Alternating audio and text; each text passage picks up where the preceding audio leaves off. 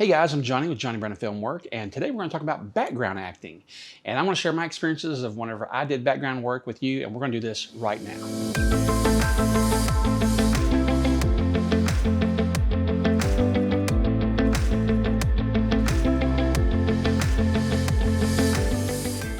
Hey guys, I'm Johnny with Johnny Brennan Film Work. Welcome back to my channel. If you're new here, welcome. And if you haven't yet, please hit the subscribe button and like.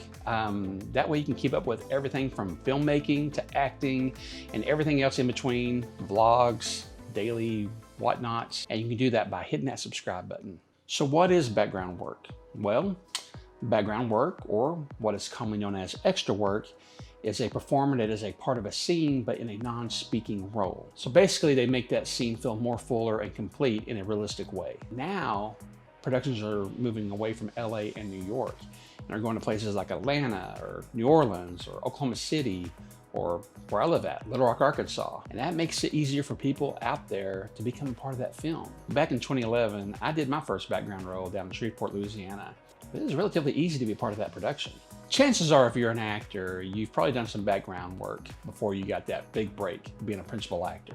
And I thought I would share some tips on how I was able to get on some pretty big sets and what worked for me in getting in front of the camera.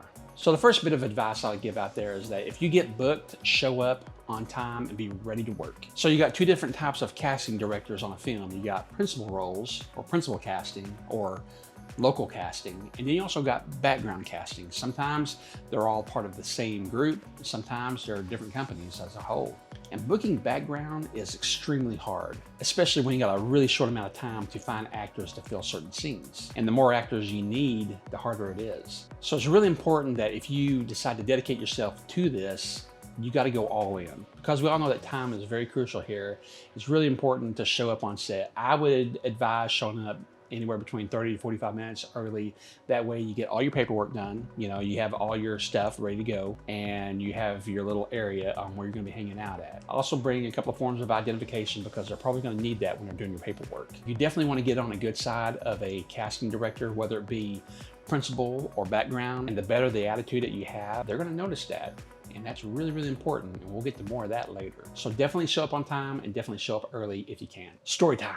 So my first background role was on Texas Chainsaw 3D. I had no idea what I was doing. At the time, it was called Leatherface 3D, and I saw a casting call going out on Facebook, and that was actually through Glorioso Casting, which is down in New Orleans. So then they called me and they said, hey, we need you to be a bar patron that's gonna be filming a scene down in Shreveport. And I was like, book me. So when I got to Shreveport, I didn't really look like I fit in a bar. So I went to a local Harley-Davidson shop. I picked up a red bandana and a leather jacket and a little spiked studded bracelet, whatever it's called. And then I showed up to set, ready to go. So I go out to the holding tent, and basically I'm just there with my outfits because I wasn't sure what was gonna work. Costumer came out and looked at what I had, agreed to this, agreed to that, and I was set. So then they pulled us into the bar. Now mind you, in Texas Chainsaw 3D, the bar scene, which is Johnny B. Red, is shot in two different locations. The exterior of the bar was shot maybe a block or two down from the interior of where we shot at. So we walk inside, and the AD comes up to me, and he has a script in his hand, and he's actually telling me that I'm gonna be saying some lines. And I was like, whoa, well that kind of changes things here, because I thought I was gonna get a bump up and be a principal actor. So he came up, he had his earpiece in his ear, and he was listening to somebody relate all this stuff over to him. And as he's doing this, he's like, okay, you're gonna be saying this, this, this, and he stops. And he's like, okay, nope, come over here with me. And that was it. I didn't get that principal role. And I had never done this before, so I didn't know what to expect. But they set me down at a bar, and they brought a lady. She was right there in front of me, and I could tell she was green, and of course I was green. They were like, okay, what you guys are gonna do now is that you're gonna pantomime, and then we're gonna roll this scene. So in this scene, Alexandra Daddario, who is the lead in this film, is having a conversation with Richard Riehle, who plays the lawyer in the film. I hope I said his name right. So basically they're sitting there at this table, and they're directly across from me. So they told us to pantomime, and basically pantomiming is just movement without actually talking, kind of like this. And so the girl in front of me, she's just like, what is this? And I'm like, just do it. And then in a scene, basically the lawyer is telling Alexandra Daddario's character that Leatherface is her cousin. Nobody loves you like your family, I guess. And at that time, then we see Paul Ray, who plays the sheriff of the film, and he comes walking down this little aisle and basically breaks everything up. So Alexandra Daddario is basically running out the back, and Paul Ray's character grabs Richard Riehle and slams him up against the table. The water's flying everywhere, and they doused me with some water. It's pretty cool. And after that, they say cut. Then they ended up moving me in different places of the bar. So you had me there at the bar, but then they moved me back behind Paul Ray whenever he walks into the bar. So I'm actually in 2 different locations at the same time. It's kind of wild. One thing I can say is that Alexandra Daddario has the bluest eyes I've ever seen in my life. So when she showed up on set, I recognized her from Percy Jackson. I didn't know anything else she had been in. I did notice that she had 3 scratches underneath her eye. That's just because I was paying close attention to everything around me. And after we wrapped, they sent us to lunch, and I sat at the table with Richard Riehle and Paul Ray, and they took off their shirts. They were in their tank tops, and they were eating, and a few people chatted with them, but I just listened. It was just really cool to be sitting at a table with a gentleman who was from Office Space and several other films. And that was my experience on Texas Chainsaw 3D. Okay, the next tip I would give is definitely bring clothing options. And they're going to tell you this anyway. They're going to give you options on what to bring for that scene. Do not bring anything with logos on it, and don't bring your whole closet. Just bring 3 different options. Storytime. So the second film I did background work was on a film called Straight A's. So like Texas Chainsaw 3D, I got booked through the same casting agency, which this time changed to Legacy Casting out of Dallas, Texas. So I actually get down to Bossier, Louisiana, which is north of Shreveport, or right outside of Shreveport, and they were shooting at the Horseshoe Casino. So I get in there, I get everything set up, and they walk us through the casino. I actually saw my friend Dan, who is one of the bar patrons in Texas Chainsaw 3D. The actors that's in this film is Luke Wilson, Anna Paquin, and Ryan Felipe. So in this scene, it was Luke Wilson and he was playing craps. And Josh Myers, who is the brother of Seth Myers, was in the scene as well. And so they had us do a few things. They actually had me and a woman walk in front of Josh and Luke at one point, but that scene didn't make it into the film, but you can actually watch the making of and you can see all this stuff. It's really cool. And then finally, they actually stuck us at a craps table. And originally I was walking behind Luke Wilson and I had a glass in my hand, and that's all I was doing. So after a couple of takes, the AD came up and I noticed that she was looking around for people, and I made eye contact with her. And she walked up to me and she said, "Do you know how to play craps?" And I said, "No, but I can act like it." And then it just hit me. I was like, this could be my shot. I was like, I'm an actor, let's do it. And so she took the drink out of my hand, and the gentleman who wasn't showing any excitement, she put it in his hand and swapped us. So now I'm like right in between Krista Campbell and another actress, and Luke Wilson is right there, and I'm right in front. I could see the camera on the table. They said, look, whenever we say action, we want to see some excitement. And man, I was gonna knock this sucker out of the park. I mean, you never know what's gonna happen on the film set. Man, as soon as they said action, I knocked that sucker out of the park. And sure enough, the AD came over there and she said, look, watch this guy right here. He's doing exactly what we want. Do what he's doing, keep that excitement up. She gave me a thumbs up, and I felt like I was the king of the world, at least for a second. And so we did several takes of that, and I watched James Cox, the director, give directions, and I was right there. I mean, they don't teach you that in film school. And at one point, Luke Wilson put his arm around me and he and I walked off the scene together. It's pretty cool.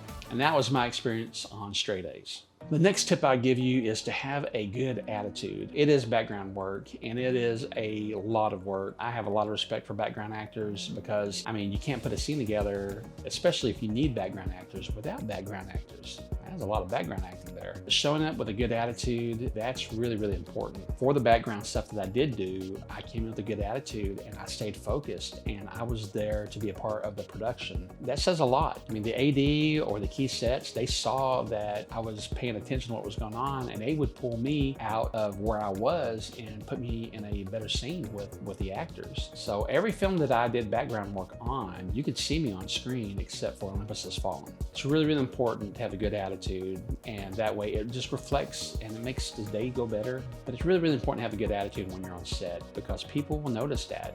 People will notice you. And it's a great way to network, and you never know who you're going to meet on set. I've met some pretty amazing people that I'm still friends with on the sets that I worked on. I think it's really important to build bridges and not burn them. Story time. So the third film I did background work was The Iceman with Michael Shannon and Winona Ryder. And like the previous two, this one was shot in Shreveport, Louisiana. So when a casting call went out for this background scene, they were looking for people who knew how to roller skate. And I hadn't roller skated since I was a kid. And so I was like, yeah, I can do it. I mean, it's like riding a bike, right? I mean, you just put the skates on and go off, right? So I get down to Shreveport, and this is a period piece, takes place in the 70s. So I had some clothing options, but they actually put me in wardrobe. So they sent me to wardrobe, and originally had put me in hot pink pants and some platform shoes and a big old shirt with a big old tie. And I looked like a pimp from the 70s. It's kind of cool. So after they put me in wardrobe, they sent me to hair and makeup, and it was really neat because I saw Michael Shannon's beard that he was wearing in the film. So they gave me my skates and they send me to location. And just like the other films, you know, whenever they lined us all up, I was paying really close attention to the AD who was looking at people, and that's where he was placing people in different parts of the scene. If you're paying attention and you're focused and you look like you're there to work, they're gonna put you in a good spot. That's a big, big tip right there. And so he put myself and this girl up in the stands. So I wasn't actually skating with the other skaters, but we were just kind of sitting there watching. And I don't think we were being seen by the camera. So we were just there basically collecting a check. Then the AD came up to me and said, hey, I need you to come with me. And I was like, oh boy. In this scene, Winona Ryder is talking with another actress named Erin Cummings. And they're basically talking about Michael Shannon's character, and he plays the Iceman, the hitman in the film. So they're having this conversation, and Winona Ryder is like afraid to ask like where he's going and all this stuff. Erin Cummings' character says, you have the right to know what's going on. Originally, they had a lot of women kind of like sporadically spread out in the scene, and I think they needed a guy, and I was the closest guy. So they put me 3 seats behind Winona Ryder. Now you can't see my face, but you can see everything from the neck below in that scene. And they gave me a prop, which was a piece of newspaper, and I was reading this old newspaper. In between these takes, Erin Cummings turned around and she said, what are you reading back there? And I couldn't think of anything witty, and I was like, just paper? And she laughed, and then she turned back around. I was like, I'm an idiot. On a few different takes, I could barely hear what they were saying, but they were mic'd up. So on one of the takes, Winona Ryder thought she heard people talking out in the lobby, and I couldn't hear anything. And she kind of wigged out a little bit, but I mean, it's understandable. You're a professional, and this is what you do. And if you think you're hearing something that throws you off, it is what it is. But I thought it was a little too much, but yeah. But watching Ariel Verroman, the director of the film, you know, walk up and talk with Erin and Winona and just kind of give them, you know, what they're needing for this scene, it was really, really cool. And just like watching James Cox with Luke Wilson, I mean, it was just one of those things like, wow, I'm actually here taking this all in. Now, the only interaction I had with Winona Ryder was when she asked me where the bathroom was. And I was like, I think it's that way or that way. Could have been that way. She did have a spiritual advisor on set, and that was kind of cool. One thing I'll say is she's very, very pretty, and she smells incredible. I mean, her perfume was like... And Michael Shannon was there, but he wasn't close to us. He was actually down on the skating rink, and he was watching the actress who played his daughters kind of skate around in circles. But it was a really cool experience, and we got to watch 2 scenes that they had already cut during lunch break. And I'm gonna tell you, their crafty service was off the charts, or bussin', whatever the word is. Their crafty was bussin'. But I really, really enjoyed it. It was a lot of fun. And if you watch the Blu-ray, you can actually see my head in that scene. They actually have a scene where Winona Ryder's talking, and you can see the whole thing. The next bit of advice I'd give out is to, when time allows it, network with other actors. Chances are everyone that's on that set is either an actor in their own community or they're aspiring actors, but it's really important to kind of get to know them. I was lucky to have met some really amazing people on some of these sets. Down in New Orleans, I met a lot of people who are working on films. Even as of today, some good friends of mine are constantly making short films and feature films, and they know everything that's going on down there in New Orleans. So I'm able to keep in touch with those guys. Hopefully we'll get to work together again soon. As well as Dallas, you know, I met some people from Dallas, you know, and they are doing some amazing work. Another thing to expect while you're on a film set is long hours. Generally, a film set will run about 12 hours. Sometimes they go over. That would include background actors as well. Of course, like I said, having a good attitude, staying throughout the full duration of the 12 hours will make you look very, very good. And it's tough, especially if you're just doing a lot of waiting and you don't have any lines and you're not sure if people are seeing you or not. I mean, it's a chance that you got to take, but this is kind of what to expect. And sometimes you might not work that long and still get paid your full rate. That's pretty cool. So be sure to bring a book, bring your phone, or make sure you have it all charged up, and expect to do a lot of waiting. And you might go and stand in for a scene, maybe 10 or 15 minutes, they cut, shift some things around, you come out and do it again, and then you might set for another 6 hours, 7 hours, 8 hours, and then they release you. That's the nature of the business, and it's what you should expect when you're going in. Always expect 12-hour days at least. And during this time, that's the perfect time to network with people, talk to people. But stay focused, know what's going on around you, and keep your eyes and ears open for the AD, so whenever they're starting to pull people back into a scene, that you're right there ready to go. Story time. So the biggest film that I've worked on is Escape Plan. And when a casting call went out for that, they were looking for what they called Babylon prisoners, the worst of the worst, the meanest of the meanest. And by this time, I had already done quite a bit of principal work here in Arkansas as an actor on several independent films. I thought, wow, this would be really cool to play a bad guy, because I play bad guys here a lot. Piece of cake, right? So I drove down to Slidell, Louisiana. That's where I stayed. And I was there for 3 days. And we shot at the NASA Michoud building, which is where they built the space shuttle thrusters. Now, whenever I got there was a lot of bad guys. I'm talking a couple of hundred. And these guys were bigger and meaner than me. I thought, what the heck am I doing here? Because I had played a lot of bad guys here in Arkansas, and I thought, well, this is gonna be a piece of cake. I'm kind of a bigger guy anyway. These guys made me look like a white collar criminal, which is what I use for my backstory. So day one on set, we showed up really early. We got our outfits. I think I was in C unit. I think there's a C on the back of my shirt. All we did was walk up and down these stairs all day long, and it hurt. We were there for the full 12 hours. So then the next day, they kind of separated everybody, and they were putting people in different groups and whatnot. I didn't really have a good relationship with the AD on the set. He may have been an AD. I thought he was an AD. He could have just been a key set, but the guy was really, really rude. I tried to stay focused and tried to stay on top of it, and no joke, that was a brutal experience. And I'm not the only one who felt it. But the thing about it is that when you show up, you gotta be all in, you gotta be all for it. There was a whole bunch of guys who were there to be prisoners, and they didn't care whether they got called or not. They're out there getting a tan, taking off their shirts and pulling their pants up. They were there to eat and there to collect a check. They were shooting Ender's Game literally like right across from us. We could have took a rock and threw it and hit their set. That was pretty cool. I think one of the highlights of that experience was watching Arnold Schwarzenegger and Sylvester Stallone fight in a scene, and it's never been documented or ever put in a film by that time.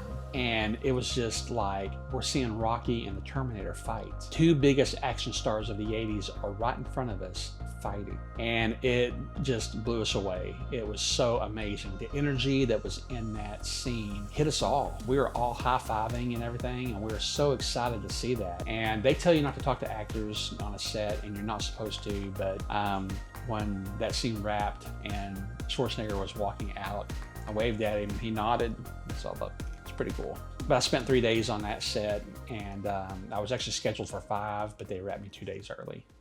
So yeah, it was a fun time. The next tip I can give you, and this is a big one, is to stay in your lane. When I say stay in your lane, that means know exactly why you're there and what you're there for. You're there to be a background actor. You're there to be a part of a scene.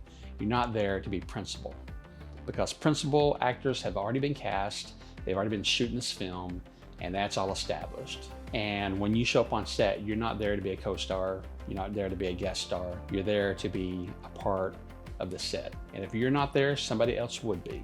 Working on Escape Plan, I've watched people jump in front of other people, elbow people, just to get in front of the camera at all means. And it was just ridiculous. It can kind of bring morale down, especially whenever actors are there just to have a good experience and be there for the film, when you got people there who just want face time. So definitely stay in your lane and be there for why you were booked there in the first place. Another tip would be to pay attention to the production. Chances are you're an actor from the area and you don't have an agent, or you didn't get booked as a day player on that film, so you're there to do background work. And what's more exciting than just to be on a set? And while you're there, take it all in, watch everything. So when I'm on set, I watch the director direct, I watch the AD make out the call, I watch the actors prepare. I mean, I do all of that. I take it all in. I mean, it's kind of like film school, except you are a part of the film. And when I worked on all these films down in Louisiana, I brought all of that back up here to Arkansas for my own projects. There's really not much difference in a Hollywood produced feature compared to an indie film in your state. I mean, not much difference at all. So while you're on set, take it all in and learn as much as you possibly can. Story time.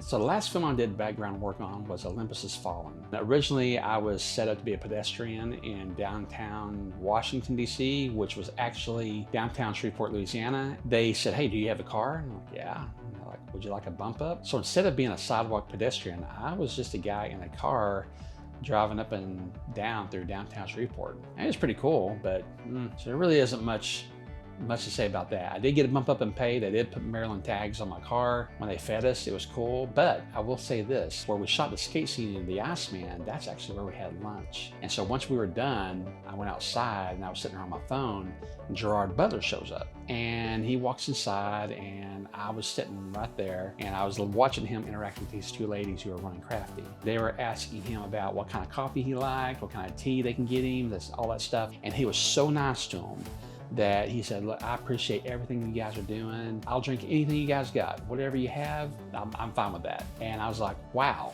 that guy's cool. And he walked right in front of me, like where I am to where the camera is here. And he nodded at me and smiled. And I was like, what a cool dude. So Gerard Butler is definitely a nice guy. Okay, another tip would be not to add your background work to IMDB. And there are a million reasons why. For one, you're not principal. You're doing background work and you did not get cast in this film through the principal casting agency. You got cast through the background agency. I worked on Escape Plan, and before I knew what I was doing, I added all my background to IMDB and I added myself as Babylon Prisoner. Actually, I was the first person to do this. Ryan Glorioso has a workshop up here in Little Rock and I go to it. He looks at my resume and he's like, oh, cool. You were in Escape Plan. I'm like, yeah. And he goes, oh, so you were a prisoner? And I was like, yep, I was a prisoner. Ryan Glorioso cast day players for that. He didn't cast me. Background casting, they're the ones who booked me for this. They didn't cast me, but they booked me. So he could have easily said, I don't remember casting you. Who were you again? And if I would have said Babylon Prisoner, I would have looked like a big idiot. Thank you, Ryan Glorioso, for not calling me out. I was very green. I didn't know what I was doing. Since then, I have removed all of my background work on IMDb. And now all I have is my principal work. And a lot of people do this. I mean, you can go on IMDb and look at a cast for a film, and you can see a ton of people where it says uncredited. They didn't get cast in that film. They were background actors. So if somebody tells you they got cast in a principal role in that film, that's the easiest way to find out that they didn't. And my last bit of advice is to know when to hang it up. I worked on 5 films as a background actor, only 5. My goal in life is to be a principal actor. It's to be a union actor. It's to get on a film set and have lines where people can see me without having to pause, without me having to tell you, oh, look at me, I'm 2 seconds in this scene, I'm 4 or 5 people behind that guy. I don't want to do that. So I had a limit and I knew when my time was up on being a background actor, and you should too. Unless you want to do background, if that's all you want to do, then you're good. You know, you can probably make a living at it. The chance of you getting a principal role out of that is slim to none. But I will say this, I do have a lot of respect for background actors. It's a very key part in making a film whenever you need actors, especially when you need a scene with patrons. You need bodies. You need people who are willing to be there.